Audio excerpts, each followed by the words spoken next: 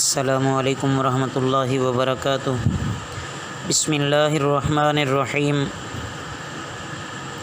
عزیز طلبہ، حدیث کے آج کے سبق میں ہم حدیث نمبر 171 سے شروع کر رہے ہیں، توجہ کیجیے۔ بسم اللہ الرحمن الرحیم۔ عن سعد بن ابی وقاص رضی اللہ تعالی عنہ قال كنت ارى رسول اللہ صلی اللہ علیہ وسلم۔ حضرت سعد بن ابی وقاص رضی اللہ تعالیٰ عنہ سے روایت ہے کہ میں نے رسول اللہ صلی اللہ علیہ وسلم کو خود دیکھا تھا، یسلم عن یمینہ وعن یسارہ، آپ صلی اللہ علیہ وسلم سلام پھیرتے وقت دائیں جانب اور بائیں جانب رخ فرماتے تھے، حتی ارى بیاض خدہ، اور فرماتے تھے کہ ہم رخسار مبارک کی سفیدی دیکھ لیتے تھے۔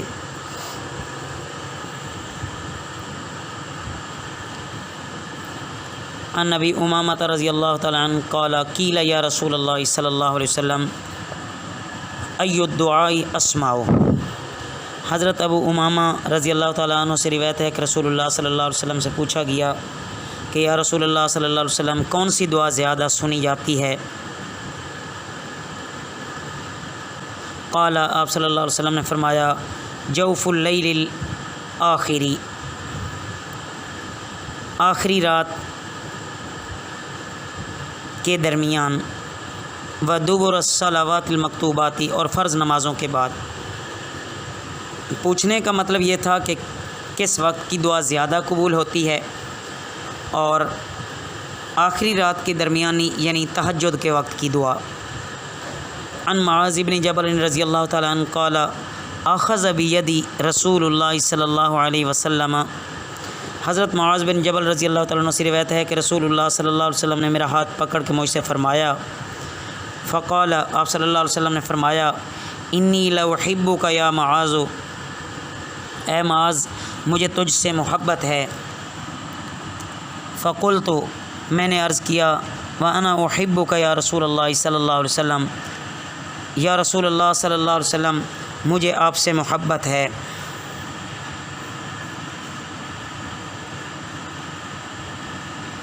قال فلا تدع، آپ صلی اللہ علیہ وسلم نے فرمایا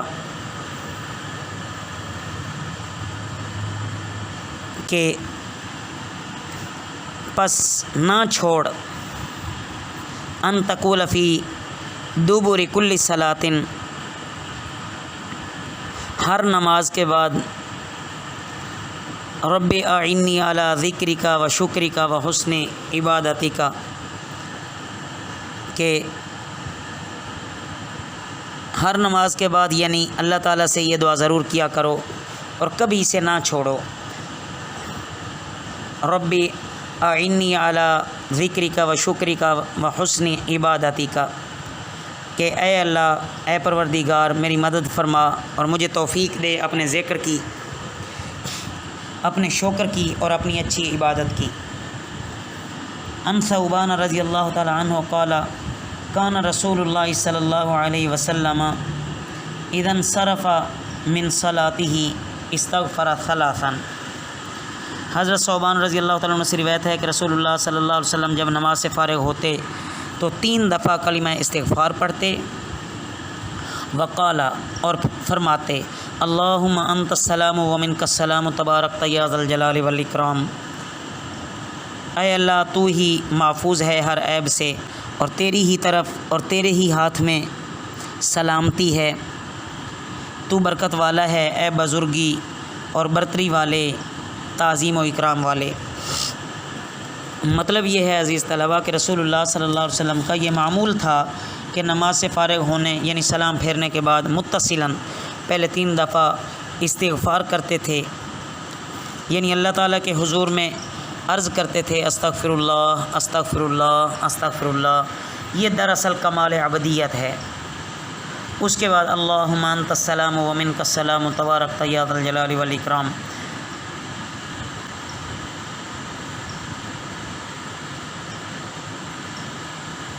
تو اس کے بعد یہ دعا پڑھا کرتے تھے۔ عن المغیرہ بن شعبہ رضی اللہ تعالی عنہ ان النبی صلی اللہ علیہ وسلم کان یقول فی دبر کل صلاۃ مکتوبۃ۔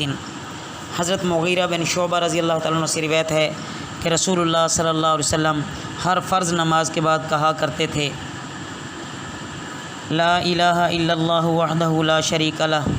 لہ الملک ولہ الحمد وہو علی کل شیء قدیر اللہم لا مانع لما اعطیت ولا معطی لما منعت ولا ينفع ذا الجد منک الجد۔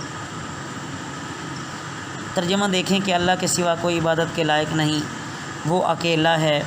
اس کا کوئی شریک نہیں، اس کی حکومت ہے اور وہی حمد و ستائش کا مستحق ہے، اور ہر چیز پر اس کی قدرت ہے۔ اے اللہ، جو کچھ تو کسی کو دے دے اسے کوئی روک سکنے والا نہیں، اور جس چیز کے نہ دینے کا تو فیصلہ کرے کوئی اسے دے سکتا نہیں، اور کسی سرمایہ والے کو اس کا سرمایہ تو اس سے مستغنی نہیں کر سکتا۔ عن ابی الزبیر رضی اللہ تعالی عنہ قال سمعت عبد اللہ بن الزبیر رضی اللہ تعالی عنہ یخطب علی هذا المنبر۔ حضرت ابو الزبیر رضی اللہ رحمہ اللہ یہ تابعی ہیں، یہ بیان کرتے ہیں کہ میں نے حضرت عبداللہ بن زبیر رضی اللہ تعالی عنہ سے سنا ہے، وہ اس منبر پر خطبہ دیتے ہوئے بیان فرماتے تھے وَهُوَ يَقُولُ كَانَ رسول اللہ صلی اللہ علیہ وسلم يقول، کہ رسول اللہ صلی اللہ علیہ وسلم فرماتے تھے اذا سلم، جب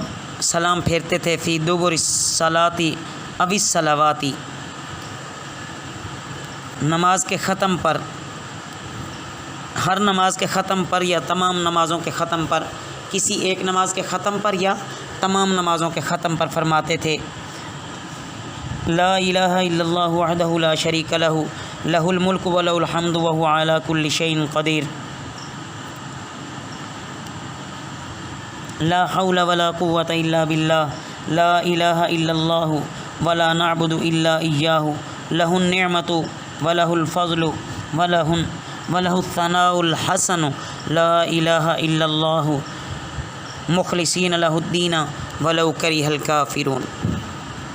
ترجمہ دیکھ لیجیے عزیز طلبہ اس دعا مبارکہ کا کہ اللہ کے سوا کوئی عبادت کے لائق نہیں، وہ اکیلا ہے، اس کا کوئی شریک نہیں، اس کی حکومت ہے، وہی حمد و ستائش کا مستحق ہے اور ہر چیز پر قادر ہے۔ گناہوں سے بچنے کی توفیق اور نیکی کرنے کی قوت سب اللہ ہی کے ارادے سے ہے، اس کے سوا کوئی معبود نہیں، ہم صرف اسی کی عبادت کرتے ہیں، سب نعمتیں اسی کی ہیں، فضل اسی کا ہے، اچھی تعریف بھی اسی کے لیے ہے، اس کے سوا کوئی معبود نہیں، ہم پورے اخلاص کے ساتھ اس کی بندگی کرتے ہیں، اگرچہ منکروں کو کتنا ہی ناگوار کیوں نہ ہو۔ اصل حقیقت یہ ہے کہ کبھی آپ صلی اللہ علیہ وسلم سے نماز کے بعد اس طرح سنا گیا اور کبھی اس طرح جس نے جو سنا وہ نقل کر دیا، یعنی مغیرہ بن شعبہ اور حضرت عبداللہ بن زبیر رضی اللہ تعالیٰ عنہ کی احادیث میں کوئی منافات نہیں ہے کہ انہوں نے جو روایات نقل کی ہیں ان میں کسی قسم کی کوئی منافات نہیں ہے۔ دعاؤں میں تنگی اور پابندی کسی قسم کی نہیں ہے، وقت کی گنجائش اور ذوق کے مطابق جس کا جو جی چاہے وہ پڑھ سکتا ہے۔ عن سعد رضی اللہ تعالی عنہ انہ کان یعلم بنیہ ہؤلاء الکلمات۔ حضرت سعد بن ابی وقاص رضی اللہ تعالیٰ عنہ سے مروی ہے کہ وہ اپنے بچوں کو تعوذ کے کلمات یہ سکھایا کرتے تھے، ویقول اور فرماتے تھے ان رسول اللہ صلی اللہ علیہ وسلم کان یتعوذ بہن دبر الصلاۃ، کہ رسول اللہ صلی اللہ علیہ وسلم نماز کے بعد ان کلمات کے ذریعے اللہ کی پناہ مانگا کرتے تھے اللہم انی اعوذ بک من الجبن واعوذ بک من البخل واعوذ بک من ارذل العمر واعوذ بک من فتنۃ الدنیا وعذاب القبر۔ مطلب عزیز طلبہ اس کا یہ ہے، ترجمہ اس کا دیکھیے کہ اے اللہ میں تیری پناہ چاہتا ہوں بزدلی سے، اور تیری پناہ چاہتا ہوں بخل اور کنجوسی سے، اور تیری پناہ چاہتا ہوں یا اللہ نکمی عمر سے، اور تیری پناہ چاہتا ہوں دنیا کے فتنوں سے اور قبر کے عذاب سے۔ نکمی عمر سے مراد یہ ہے کہ ایسے بڑھاپے سے جس میں حواس اور قوا بھی صحیح سلامت نہ رہیں اور آدمی بالکل نکما ہو جائے یا دوسروں کے لیے بوجھ بن جائے۔ یا اللہ ہم تیری پناہ چاہتے ہیں۔ عن ابی ہریرہ رضی اللہ تعالی عنہ قال قال رسول اللہ صلی اللہ علیہ وسلم، حضرت ابو ہریرہ رضی اللہ تعالی عنہ سے روایت ہے کہ رسول اللہ صلی اللہ علیہ وسلم نے فرمایا، من سبح اللہ فی دبر کل صلاۃ ثلاثا و ثلاثین، حضرت ابو ہریرہ رضی اللہ تعالیٰ عنہ سے روایت ہے کہ رسول اللہ صلی اللہ علیہ وسلم نے فرمایا کہ جو بندہ ہر نماز کے بعد 33 دفعہ اللہ کی تسبیح کا کلمہ یعنی سبحان اللہ کہے، وحمد اللہ ثلاثا و ثلاثین، اور اللہ کی حمد بیان کرے یعنی الحمدللہ کہے 33 مرتبہ، وکبر اللہ ثلاثا و ثلاثین، اور اللہ کی بڑائی بیان کرے یعنی اللہ اکبر کہے 33 مرتبہ، فتلک 99 اور پس یہ 99 ہو گئے، وقالا اور فرمایا تمام المیاتی 100 پورے کر دے، لا الہ الا اللہ وحدہ لا شریک لہ لہ الملک و لہ الحمد وہو علی کل شیء قدیر، یہ پڑھ کر غفرت خطایاہ، اس کی سب خطائیں معاف کر دی گئیں، وَإِن كَانَتْ مِثْلَ زَبَدِ الْبَحْرِ، اگرچہ وہ اپنی کثرت میں سمندر کی جھاگ کے برابر بھی ہوں۔ مطلب یہ ہے عزیز طلبہ کہ سبحان اللہ، الحمدللہ، اللہ اکبر 33 دفعہ یہ بتایا گیا ہے، اور 100 کی گنتی پوری کرنے کے لیے ایک دفعہ کلمہ توحید لا الہ الا اللہ وحدہ لا شریک لہ لہ الملک و لہ الحمد وہو علی کل شیء قدیر، یہ پڑھنے کے لیے فرمایا گیا ہے۔ لیکن بعض روایات میں جو کہ کعب بن عجرہ رضی اللہ عنہ وغیرہ دوسرے صحابہ سے بھی مروی ہیں کہ 100 کی گنتی پوری کرنے کے لیے اللہ اکبر کو 34 دفعہ پڑھ لیا جائے 33 مرتبہ کی بجائے۔ مطلب یہ ہے کہ اپنے ذوق کے مطابق بندہ جس طرح چاہے اسی طرح پڑھ لے، اور اللہ رب العزت اپنی شایان شان اس کا اجر عطا فرمائیں گے۔ اللہ ہمیں بھی اس پر صحیح عمل کرنے کی توفیق عطا فرمائے۔ وما علینا الا البلاغ المبین۔